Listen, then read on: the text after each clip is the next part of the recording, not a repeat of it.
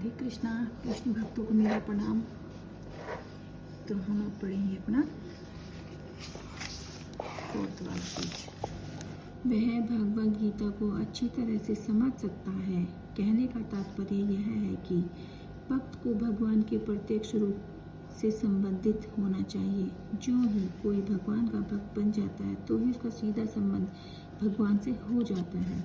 यह एक अत्यंत विशद विषय है, लेकिन संक्षेप में यह बताया जा सकता है भक्त तथा भगवान के मध्य 5 सब प्रकार के संबंध हो सकता है। कोई निष्क्रिय अवस्था में भगवान का भक्त हो सकता है। नंबर 2, कोई सक्रिय अवस्था में भगवान का भक्त हो सकता है। 3, कोई सखा रूप में भगवान का भक्त हो सकता है। 4, कोई माता या पिता के रूप में भगवान का भक्त हो सकता है। 5, कोई दंपति प्रेमी के रूप में भगवान का भक्त हो सकता है। यह 5 प्रकार है। तो चलिए, अर्जुन का श्री कृष्ण से संबंध सखा रूप में था। निसंदेह इस मित्रता, सख्य भाव तथा भौतिक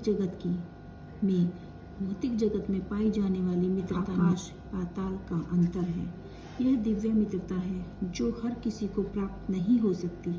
निसंदेह प्रत्येक व्यक्ति का भगवान से सीधा संबंध होता है और यह संबंध भक्ति की पूर्णता से ही जागृत होता है। किंतु जीवन वर्तमान अवस्था में हमने न केवल भगवान को भुला दिया है, अपितु हम भगवान के साथ अपने साक्षात संबंध को भी भूल चुके हैं।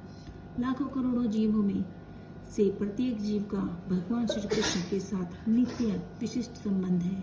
यह स्वरूप कहलाता है। भक्ति योग की प्रक्रिया द्वारा यह स्वरूप जागृत किया जा सकता है। तब यह अवस्था स्वरूप सिद्धि कहलाती है।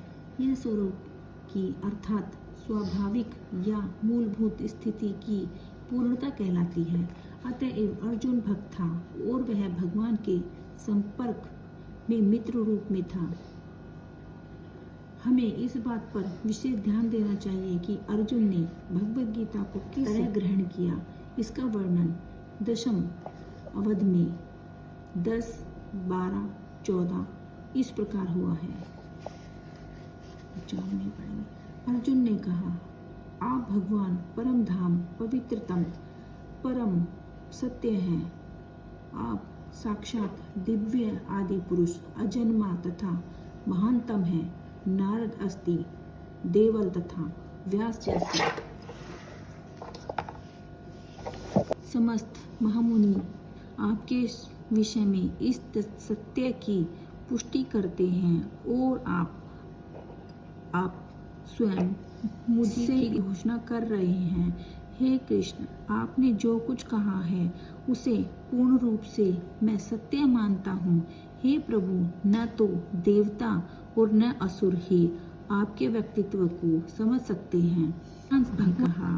भगवद गीता सुनने के बाद अर्जुन ने श्री कृष्ण को परम ब्रह्मा स्वीकार कर लिया। प्रत्येक जीव ब्रह्मा है, लेकिन परम पुरुषोत्तम भगवान परम ब्रह्मा है। परम धाम का अर्थ है कि वे सबों के परम आश्रय या धाम है। पवित्रम का अर्थ है कि वे शुद्ध हैं, भौतिक कलशम से बेदाग हैं।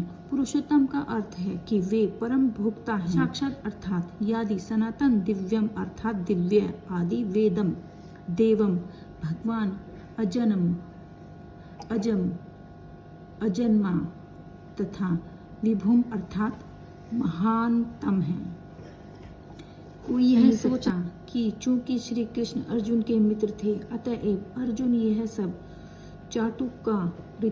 चाटुकारिता के रूप में कह रहा था। लेकिन अर्जुन भगवद गीता के पाठकों के मन में इस प्रकार के संदेह को दूर करने के लिए अगले श्लोक में इस प्रशंसा की पुष्टि करता है, जब वह यह कहता है कि श्री कृष्ण को मैं भगवान नहीं मानता, अपितु नारद अस्ति, देवल तथा व्यास देव जैसे महापुरुष भी भगवान स्वीकार करते हैं। ये सब महापुरुष हैं जो समस्त आचार्यों द्वारा स्वीकृति दैविक ज्ञान का वितरण प्रचार करते हैं। अतएव अर्जुन श्री कृष्ण से कहता है कि वे जो कुछ भी कहते हैं उसे वह पूर्ण सत्य मानता है। मान्य। आप जो कुछ कहते हैं उसे मैं सत्य मानता हूँ। अर्जुन यह भी कहता है कि भगवान के व्यक्तित्व को समझ पाना बहुत कठिन है। यहाँ तक कि बड़े बड़े देवता भी उन्हें नहीं समझ पाते। अतएव भगवत गीता को भक्ति भाव से ग्रहण करना चाहिए। किसी को यह नहीं सोचना चाहिए कि वह श्री कृष्ण के तुल्य हैं, न ही यह सोचना चाहिए कि श्री कृष्ण सामान्य पुरुष हैं या कि एक महान व्यक्तित्व है। भगवान श्री कृष्ण साक्षात पुरुषोत्तम भगवान हैं। अतएव भगवत गीता के कथानुसार या भगवत गीता को समझने का प्रयत्न करने वाले अर्जुन के कथानुसार हमें सिद्धांत कम से कम इतना तो स्वीकार कर लेना चाहिए कि श्री कृष्ण भगवान हैं, और उसी विनीत भाव से हम भगवत गीता को समझ सकते हैं। जब तक कोई भगवत गीता का पाठ विनम्र भाव से नहीं करता, तब तक उसे समझ पाना अत्यंत कठिन है, क्योंकि यह एक महान रहस्य है। तो भगवत गीता है, तो भगवत गीता क्या है? भगवत गीता का मनुष्य को भौतिक संसार के अज्ञान से उबारना है। प्रत्येक व्यक्ति अनेक प्रकार की कठिनाइयों में फंसा रहता है। जिस प्रकार अर्जुन भी कुरुक्षेत्र में युद्ध करने के लिए कठिनाइयों में था, अर्जुन ने श्री कृष्ण की शरण ग्रहण कर ली। फलस्वरूप इस भगवत गीता का प्रवचन हुआ। आज के लिए इतना ही। जय श्री कृष्ण। प्लीज मेरे वीडियो को सब्सक्राइब कीजिए, लाइक कीजिए और कमेंट कीजिए, और अगर मुझसे कोई गलती हो जाए तो उसे क्षमा कीजिए। जय श्री कृष्ण।